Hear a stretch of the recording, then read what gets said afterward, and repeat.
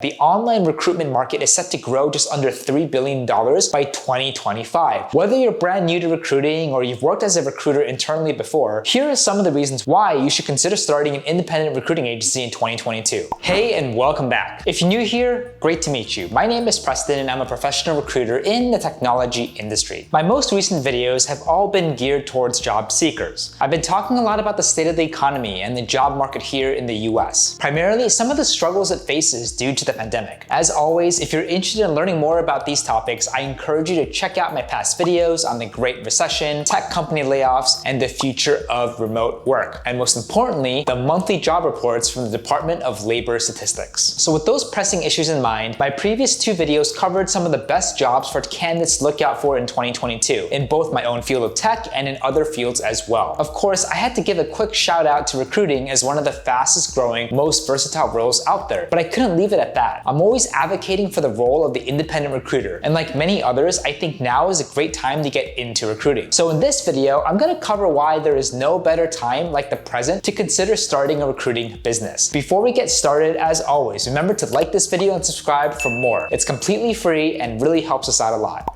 Not every recruiter is associated with an agency. Some work internally for specific companies called in-house or corporate recruiters. More recently, however, with the advent of modern technology making it easier to find and even perform roles remotely, the need for third-party employment agencies has increased dramatically. Companies rely on third-party recruiters, their knowledge and network to fill specialized roles with qualified candidates. This is often more convenient than hiring salaried employees to companies directly, and certainly cheaper for them in the long run. That said, because companies only turn to recruiters when they're in need of hiring services, they're willing to compensate them handsomely, especially if the role is particularly unique or specialized. An independent recruiter can earn a lot of money during a significantly less amount of work than a permanent salaried recruiter in an HR department. Whether you're brand new to recruiting or you've worked as a recruiter internally before, here are some of the reasons why you should consider starting an independent recruiting agency in 2022. Independent recruiter versus recruiting agency. Before we dive into the main part of our conversation, I think a little bit needs to be said about being a solo independent recruiter versus hiring and managing a team of recruiters. Of course, agency implies a group of people. This can be the case, but a solo recruiter can act as their own agency as well. If you have no experience in the recruiting industry, I recommend starting out solo, or even better yet, dip your feet in and get a job so you can understand what recruiting is actually like. This is the most common way independent recruiters get their foot in the door because it requires no experience and significantly less training and preparation than you might actually think. If you have some experience as a recruiter, maybe as a part of an agency or an internal HR department, you may have the experience and connections to form a group of recruiters into a business. While certainly this can be incredibly profitable, running a business isn't easy. You have to manage not only your clients and candidates, but also your employees and your teammates too. It's important to think about growth and sustainability when considering getting into the recruiting business. It's better to start small and expand than aim too high and never make it off the ground. We'll be covering how to get your recruiting business up and running in a future video, so stay tuned. For now, let's keep in mind that this video applies to both solo recruiters and group efforts. With that, let's explore just why recruiting is one of the most promising and lucrative careers that you can get into right now. Flexibility and versatility. So I've mentioned this before, but it bears repeating again. Anyone can get into recruiting, no matter their experience or skill level. This, to me, is one of the best things about recruiting. Not only is the role open to anyone, regardless of background or education, but it's also applicable to so many different industries out there. For example, I work specifically as a technical recruiter. That means I work with companies to fill tech-related, hard-to-fill specialized roles. This gives me the chance to work with a wide range of organizations and companies and startups, sometimes even ones not inherently related to tech. After all, every company relies on technology in some way to conduct business and maintain their operations. But if you're not interested in tech, that's cool. You can think about the things you love and any related industries. Chances are there's a need for recruiters somewhere in there. Especially now, every industry has open roles that needs to be filled, and there will never be enough recruiters to actually help them fill it all. So if you find yourself unsure about your own career path, consider helping others with theirs. Alternatively, if you're tired of your current position and looking for higher pay and a greater degree of flexibility, more on that in a moment, you can actually consider becoming a recruiter in your field. Your knowledge and prior experience will go a long way in establishing your credibility. Growth of the online recruiting industry. Growing industries are some of the most lucrative and rewarding, and recruiting has seen more than its fair share of growth recently. Even prior to 2020, more and more companies were turning to third-party recruiters to maintain their talent pipelines, while internal employees focused on growing the company. But the recruiting industry received an actual additional shot of adrenaline due to the pandemic. Companies had to work fast to adjust their work and hiring practices, and recruiters were there to help pick up the slack during that transition from in-person to remote work. Now, as we slowly make our way out of the pandemic, recruiters are in a great position to help companies fill the positions they had to vacate in order to stay afloat during difficult times. Industries that suffered during the pandemic are about to thrive, and they'll need the help of recruiters to build new talent pipelines and maintain them. In fact, a market research report performed by TechNavio found that the online recruitment market is set to grow just under $3 billion by 2025, a growth rate of 7%. TechNavio concludes that innovations in the hiring process will offer immense growth opportunities for recruiters and recruiting agencies. So how much do recruiters make? $3 billion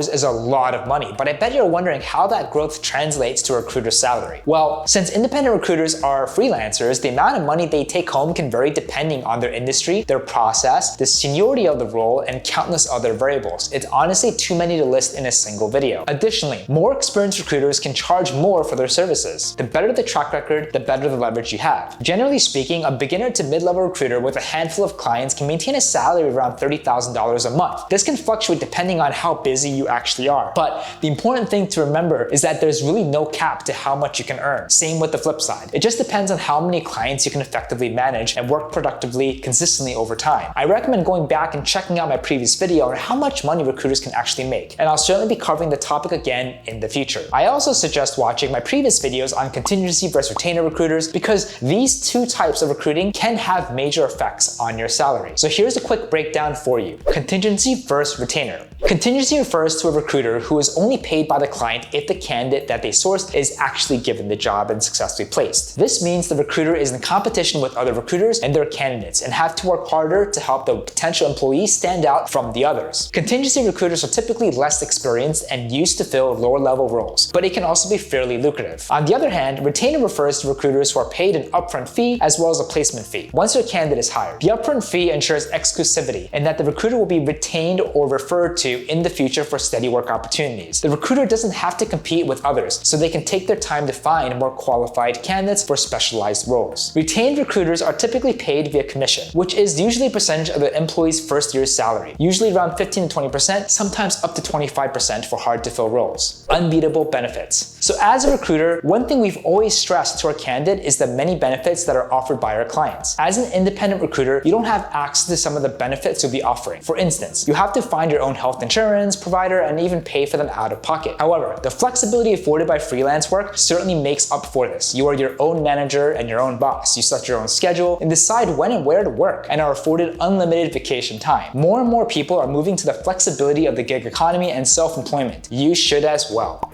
So are you a recruiter? Do you agree that now is the best time to get started? Do you have anything else to add to the conversation? I'd love to hear from you. Please make sure you comment down below. If you like this video, want to see more like it, feel free to like, subscribe, click that bell. It really means a lot. Feel free to also follow me at Preston_Park as I try my best to also post daily. Thanks again, and we'll see you on the next one.